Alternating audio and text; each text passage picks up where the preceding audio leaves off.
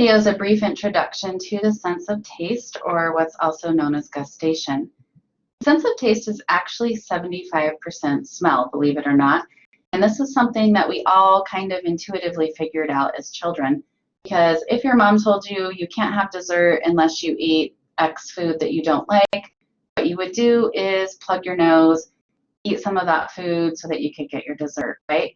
And the reason for that is if you can't smell something, you're not able to taste it well, again, because gustation is about 75% the sense of smell and your ability to smell.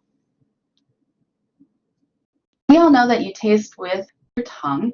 And so what I want to do now is talk a little bit about the anatomy, the actual structures associated with the tongue that house the gustatory organs or the taste buds, what allows you to actually be able to taste. Most of the taste buds in our body are located within projections on the tongue that are known as papillae. However, we also have some taste buds on the cheeks of the mouth. We have them on the epiglottis, down deeper in the throat, and there have recently been some discovered actually in the lungs as well. But by and large, most of these taste buds, most of these organs that allow us to be able to taste are located again on these projections within the tongue that are referred to as papillae. And there are a few different types of papillae on your tongue that you should be aware of. So the first of these are what are known as Circumvallate Papillae. If you look here where my pointer is pointing, we've got this kind of upside down V, if you will, of raised projections on the tongue. So these are located just on the most posterior part of the tongue. If you were to look in your mirror and stick your tongue out as far as you possibly could, you'd likely be able to see these. These are probably the largest taste buds. They're kind of mushroom shaped, and they are known as Circumvallate Papillae. Most of the surface of the tongue is covered by much smaller projections, which are known as Fungiform Papillae. We have some Foliate Papillae on the posterior lateral aspect of the tongue. So you can see some of these here. They're just kind of slits or grooves that run along the side. Some of these Foliate Papillae over here as well.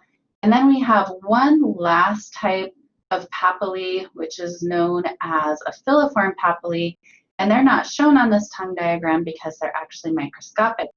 However, if you look at this actual microscope side of a tongue here, you can see some of these Filiform Papillae. So we have these on our tongues as humans. Other mammals have them as well. If you've ever been licked by a cat, you know it has that really kind of Velcro texture that kind of sticks to your skin and pulls on your skin as you're being licked by a cat. And the reason for this is cats have a very high density of these Filiform Papillae. So if you were to look at a cat's tongue, I'm going to draw a little representation here. Here's the tongue. I'm going to draw these Filiform Papillae much larger than they actually are. They're actually microscopic, but they tend to have this kind of pointed into them, and this pointed in tends to kind of point backwards. And that's why when a cat licks you, it really kind of sticks to your skin. These little microscopic Filiform Papillae that point backwards into the cat's mouth grab your skin and kind of give that Velcro texture to the cat's tongue. So we've talked about where you would find these taste buds, but they're associated with these papillae or these projections that are located on the tongue. What I want to do now is talk a little bit more about the structure of these taste buds so that we can start to understand how they actually work. So if we were to take this little boxed out area of tongue and magnify it much more highly, what we would see is something that looks like this picture over here. So here's one of those papillae, and you'll notice that there's some grooves associated with this projection or with this papillae from the tongue. So we've got these grooves here, and these grooves are lined by these little purple dots that you can see the artist has drawn in. And each one of these little purple dots is a taste bud. So if we were to take this area of the groove that's lined with these taste buds, this little boxed out area here, and magnify it more highly under a microscope, what we might see is a structure that looks kind of like this. So I want to talk about what this is for a minute. This right here is a taste bud. So here's an adjacent taste bud over here. There's another adjacent taste bud right here. And the structure of taste buds is somewhat similar to the olfactory epithelium that we saw in the nose. So the taste cells are these little neurons that you're seeing represented in yellow. And these, of course, feed back together into the cranial nerve that's taking sensations on taste. If you look at the dendritic end of these taste cells, so these neurons that are picking up tastes, they are kind of branched off into taste cilia or taste hairs. So they've got those little cilia-like extensions or hair-like extensions on their dendritic end that we saw with the chemoreceptors in the nose as well. This is where taste molecules are going to actually bind. And you'll notice that most of the taste bud is kind of covered in this protective casing of other cells. But there's a little place where that protective casing opens up, which is known as a taste pore, and the dendritic end of the taste cell extends through this taste pore so that it can bind to chemicals that are dissolved in saliva within the mouth.